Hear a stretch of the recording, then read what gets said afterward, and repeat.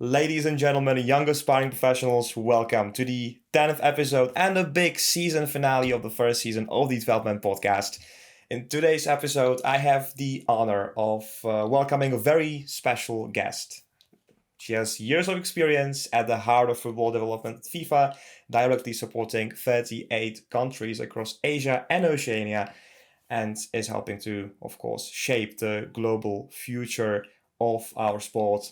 It is none other than the football analysis manager at FIFA, Karina Barriga. Karina, welcome to the Twelfth podcast. Thank you so much. I'm very happy to chat today. Karina, you are originally from Ecuador, but you told me you live in Spain. And obviously, looking at the events of the last weekend, this amazing Spanish national team clinching the Euro 2024 trophy. Tell us how has it been now in Spain? How what's the atmosphere like? How did you live through the events of Sunday evening? Well, unfortunately, I was not here to celebrate or enjoy the atmosphere, but luckily I was in Berlin because I attended the final. So I was sharing, the environment with the Spanish fans that made the trip there.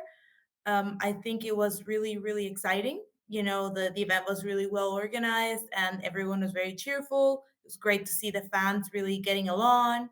Obviously, it was a very exciting game. As it's been, throughout the tournament, great level of play. I think Spain was a superb team, through the group stages and later on. So they absolutely deserved the title. And unfortunately, my flight was quite delayed yesterday, so I also missed the Monday celebrations in Madrid. But from what I see on the streets, from what I hear from friends, the people are very excited, of course. And I mean, just as you said, the Spanish team definitely did deserve to win it all. Just probably the only team who I think lived up to the expectations we've all had. Karina, you are a football analysis manager at FIFA. Now, can you tell us a little bit more about what this role entails and what are your key responsibilities? Yes. I actually do ecosystem analysis or environmental analysis. A lot of people, when they hear analysis or football analysis, they immediately think performance, right? They think about the metrics of the game. So the runs, the speed of the players, the corner kicks, the metrics that we use to analyze a game. In my case, my team, we do ecosystem or environment analysis. So we analyze the football structure, the football conditions in a country to better understand what's going on. Uh, Structurally, from a member association perspective. My first analysis at FIFA, we started in 2020, and we focus exclusively on what's going on the elite side of football. So top level, high performance, what everyone thinks about when they follow, a top club or a national team. That is the elite side of football, a very small percentage of football. So we looked at different things that member associations were doing to develop their talent. So that be the competition structure in a country, the talent identification structures, the youth national teams. What resources do they have? What are the certifications for coaches like? Do you need to have a specific license or a specific experience to be coaching at a youth league, at a youth national team? We looked at the infrastructure. So many things that maybe create the right conditions for talent to be developed. Uh, First, identify the talent, then train the talent, then play them in competition, and that transition. So that was the first analysis that I did a few years ago. And now I am conducting a similar analysis with my team, except in this case, we're focusing on what is outside the elite game. So the participation side of football, what we call amateur or grassroots football, right? So football at a, I would say, not maybe non-competitive level because it can be quite competitive, but maybe not in a pathway that leads to the highest level of competition, right? So my role at the moment, I am supporting the regions of Asia and Oceania in conducting this analysis, right? In better understanding what the countries and what the member associations are doing in terms of participation football. So, how do the clubs operate? What's the relationship like between maybe the member associations, the country's federation, and other stakeholders like the government or maybe the regional federations?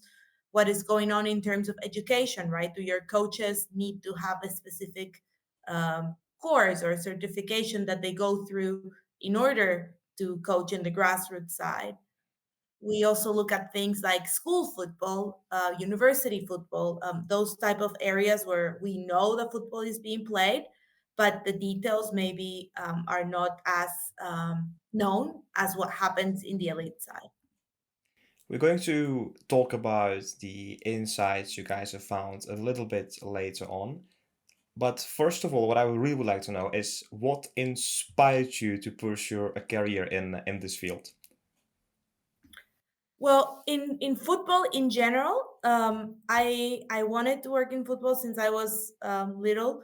I guess I became a huge fan of my national team and in my of my club when I was very young. So when I was about 5 or 6 years old, I had the opportunity to go to the stadium every week because my dad's best friend was a big fan of a club, so we would all go together. So I grew up watching football. I unfortunately did not play. I enjoyed other sports, but I never really played competitively or even at a school level because in Ecuador at the time there were teams in the schools, but it was not super organized, especially for girls. So I played basketball, I played tennis, but I didn't really play football. But I remained a fan, throughout my life. And I wanted to study journalism because that was also a big passion of mine.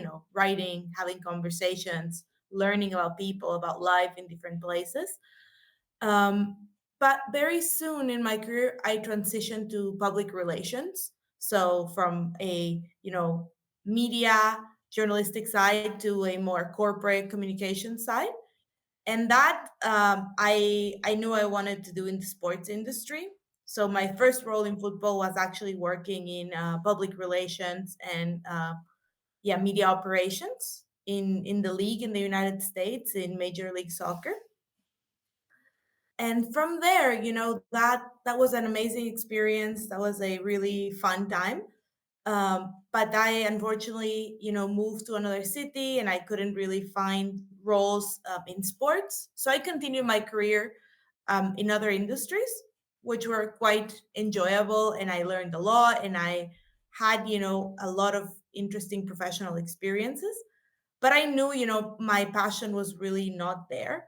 So I decided to go to graduate school and try to use that transition in my career to go into the sports industry again. So it was really a long journey, I guess, but with a little pause in the middle. But yeah, I feel quite fortunate to be now working in football. Exactly, and the rest is history, and now you're at FIFA, right? Let's talk about those insights.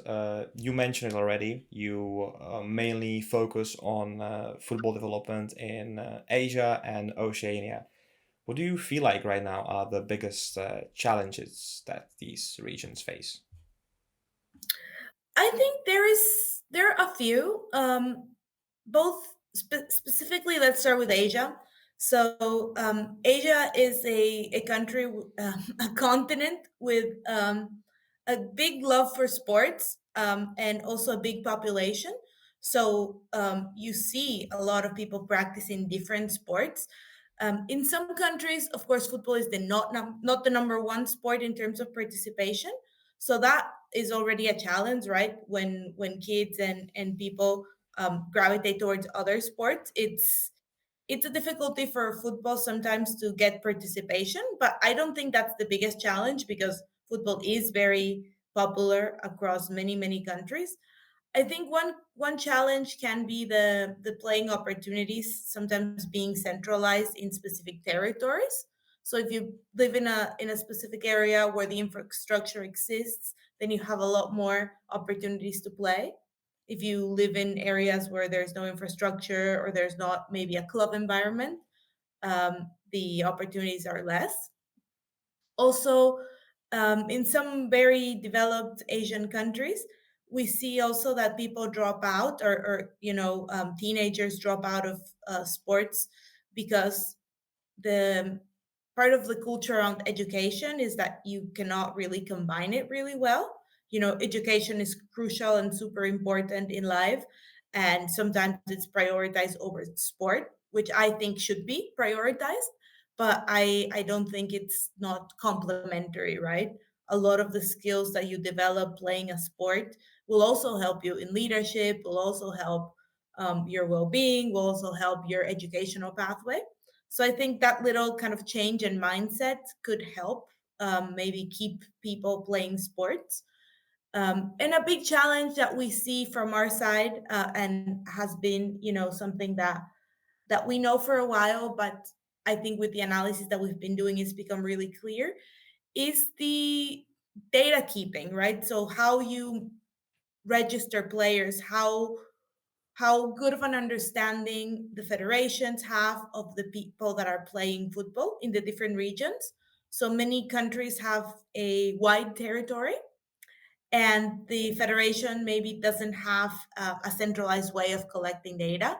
They maybe know what's going on in the capital or where they are based, but sometimes outside in regions that are far away, where maybe a regional association is in charge of registering players for competitions, for festivals, for programs. They probably don't have the tools, or they don't do a very thorough job of that registration data keeping. So that, of course, is a challenge, because if you don't know the number of people playing and the activities that are happening, is it is a little bit hard to decide in what direction you need to move, right? What are the needs, and how can we better support the development of football?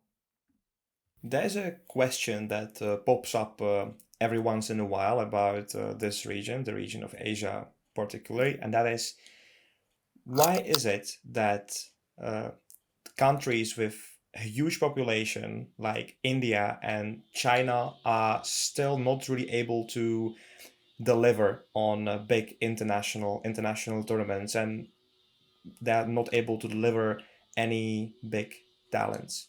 Why do you think this happens? Why do you think that's the case? Well, I think that you have to think historically, right? So the tradition of football, in places like Europe, in places like maybe some areas of South America, has been there for so long. Decades and decades and decades of passion for football, of really highly developed structures in terms of competitions, in terms of participation.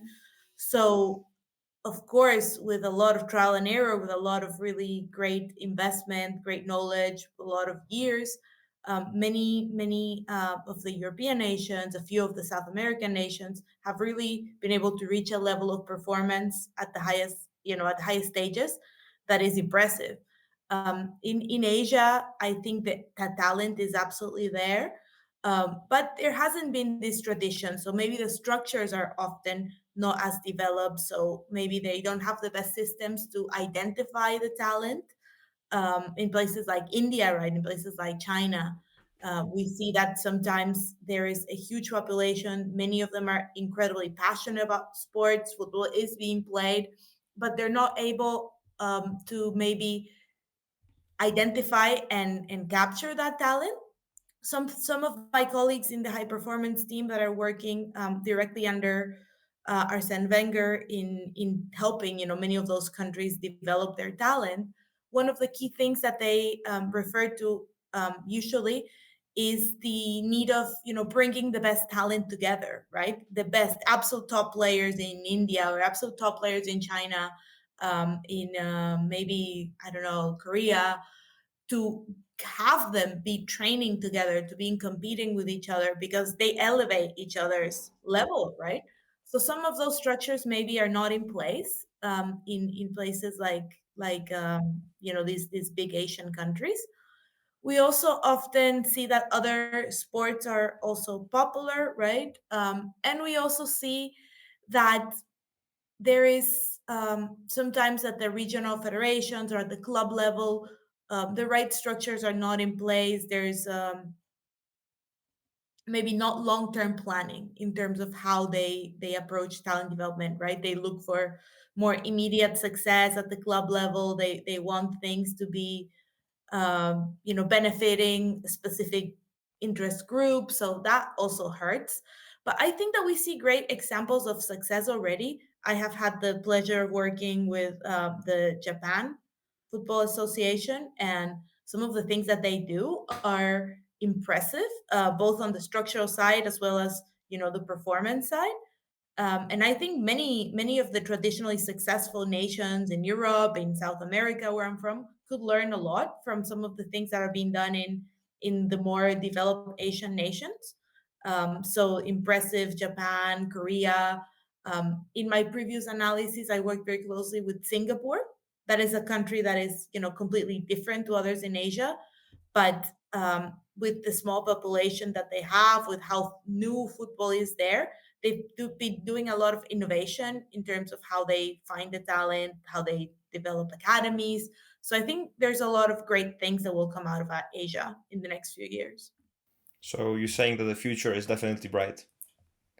I think so, yes. And finally, in terms of competitions, that's another important one, right? So in Europe and in South America, the structure of competitions allows for consistent seasons for players to be, in the pathway playing regularly. I think sometimes in regions like Asia, the length of competition is not really adequate for high level talent development. Indeed. Now let's stay at this future heuristic topic a bit longer now. You have to envision the future of football development, and you can either take it as from the top elite level or the grassroots and amateur sectors. But what do you see as the future trends in football development? I think from an participation grassroots amateur side, it is key that we create playing opportunities for everyone, and that is not just centered in the urban areas or in places where there's a lot of infrastructure. I think that there has to be solutions to keep people playing, either that be developing mini football formats that the pitches could be smaller and develop in different places. I think it will be important to create strong alliances with governments, with other stakeholders that also want to develop the game.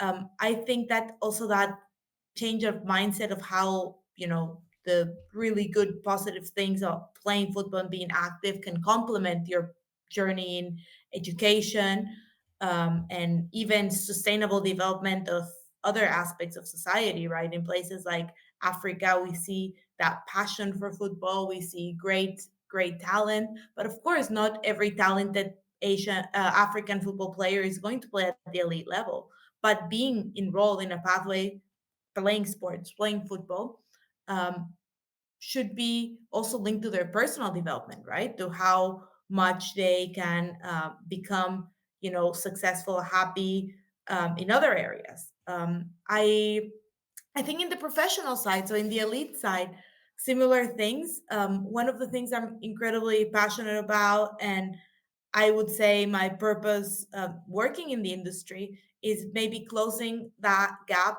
of where we see holistic development, so the mental side, psychology, and the elite side, the performance side. So I think that it is the future of football development to start blending the two to ensure that the elite pathway creates like adequate education opportunities, adequate mental health opportunities, environments that promote the holistic, but really promote the holistic development of humans before players. So I think of when you look at a top level football academy, They really focus a lot on, yeah, the playing side, right? The decision making, the scanning, how technical are the players, how good of an understanding they have of the tactical side of the game, their physical, qualities. And they, of course, look into the mental strengths, the psychology around performance, right? How do you need to approach defeat? How do you need to approach victory? How do you need to deal with a serious injury? But it is all focused on how do you perform better on the pitch, right? We look at all of these things to make you be the best player you can be.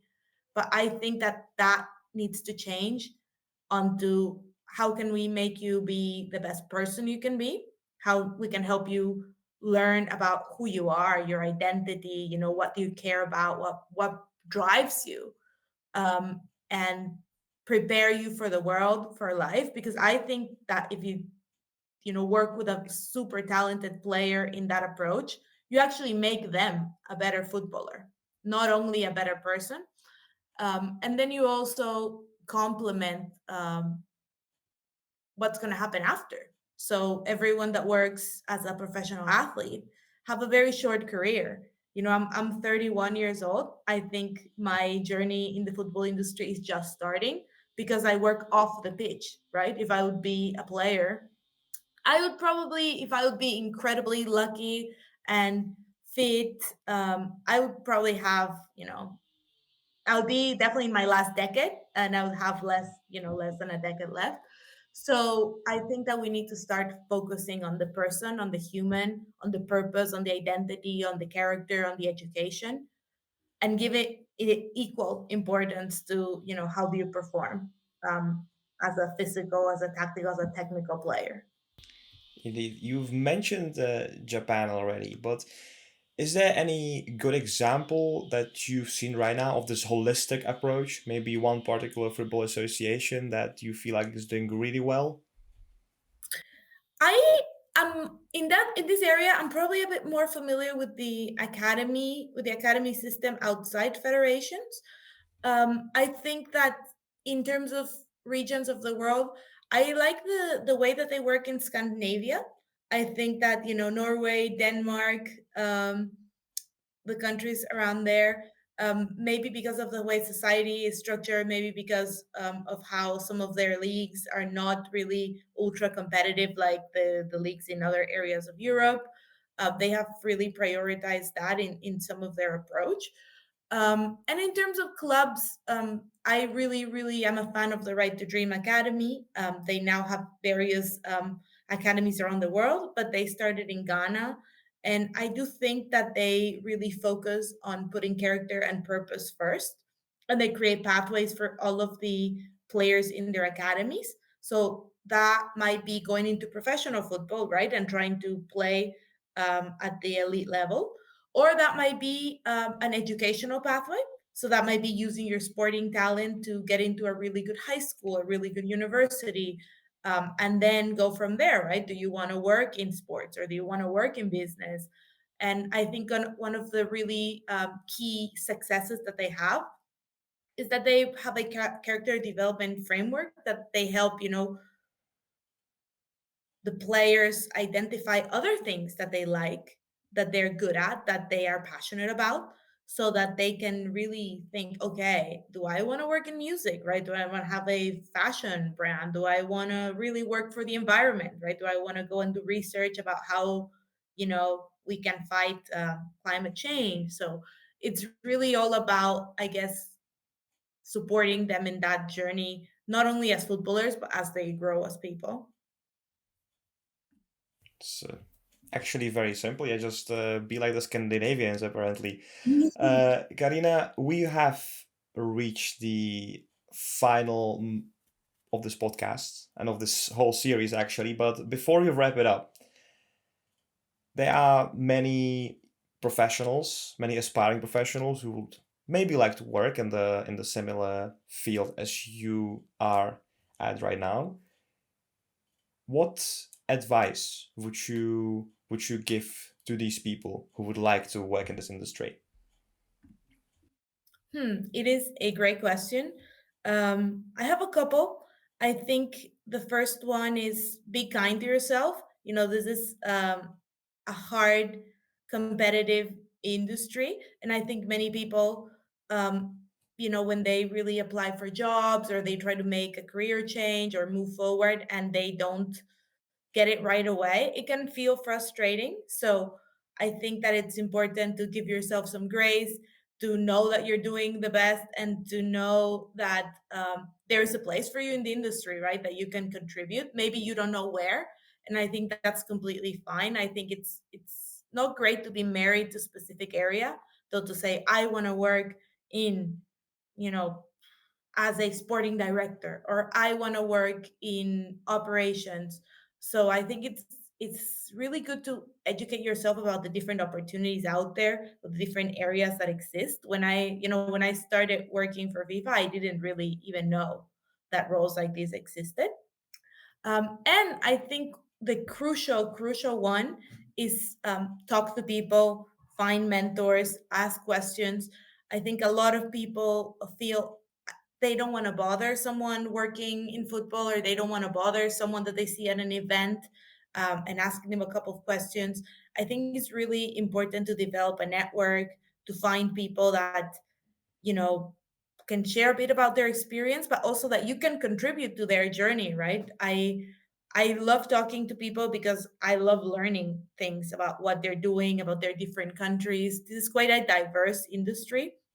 So if someone is not from the same country as me, they probably watch football in a different place. They probably grew up perceiving the whole football industry in a very different way. So I think that sometimes we think, oh, there's nothing I can teach this person. They are the sporting director of a club, or they're the head of talent development in a very prestigious academy. But the the reality is that you have so much to contribute.